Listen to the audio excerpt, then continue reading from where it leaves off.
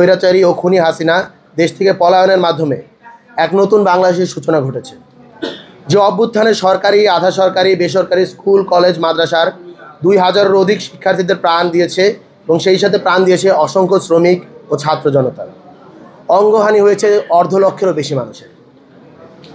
দেশকে স্বৈরাচারী মুক্ত করার এই লড়াইয়ে বেসরকারি বিশ্ববিদ্যালয় সত্যিকারের ভূমিকা পালন করেছে, অগ্রণী ভূমিকা পালন করেছে। এ সম্পর্কে দেশবাসী পুরোপুরি অবগতও রয়েছে। রক্তঝরা জুলাইয়ে আমরা আমাদের অসংখ্য সহপাঠীকে হারিয়েছি, আমরা আমাদের ভাইকে হারিয়েছি, আমরা আমাদের বোনকে হারিয়েছি, আমরা আমাদের বন্ধুকে হারিয়েছি, আমরা আমাদের মাকে হারিয়েছি, স্বজন হারিয়েছি।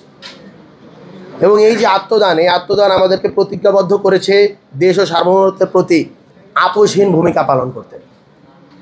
গত 26/2/2025 সালে তারিখে বেসরকারি বিশ্ববিদ্যালয়ে MJH মঞ্জুকে আহ্বায়ক, আতিক শাহরিয়ারকে সদস্য সচিব, ওমর ফারুককে মুখ্য সংগঠক এবং সাবিনাকে মুখপাত্র করে বৈষম্যবিরোধী ছাত্র আন্দোলন সম্মিলিত বেসরকারি বিশ্ববিদ্যালয়ের কমিটির আত্মপ্রকাশ করা হয়েছে। দেশের গণমানুষের আকাঙ্ক্ষা ও জুলাইয়ে বেসরকারি বিশ্ববিদ্যালয়ের 35 জন শহীদ সহ আনুমানিক মর্যাদা 2000-এর অধিক যে শহীদ রয়েছেন এবং 1.5 লক্ষ আহত যারা রয়েছেন তাদের প্রতি শ্রদ্ধা রেখে, তাদের প্রতি সম্মান রেখে এবং তারা যেই আকাঙ্ক্ষা নিয়ে এই গণ অভ্যুত্থানে অংশগ্রহণ করেছিলেন, নিজেদের রক্ত দিয়েছেন, নিজেদের অঙ্গহানি ঘটিয়েছেন, তাদের সেই আকাঙ্ক্ষাকে ধারণ করে বাংলাদেশ বিনির্মাণে বৈষম্যবিরোধী ছাত্র আন্দোলন সম্মিলিত বেসরকারি বিশ্ববিদ্যালয় নিঃস্বার্থে বাংলাদেশের স্বাধীনতা এবং সার্বভৌমত্বের প্রশ্নে কাজ করতে বদ্ধপরিকর।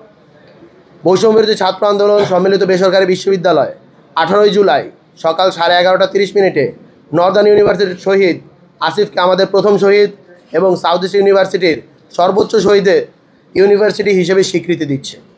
সেই সাথে একটি বৈষম্যহীন, মাদক, সন্ত্রাস ও দুর্নীতিমুক্ত বাংলাদেশ গড়তে দেশের সকল মানুষের দোয়া এবং সহযোগিতা কামনা করছে।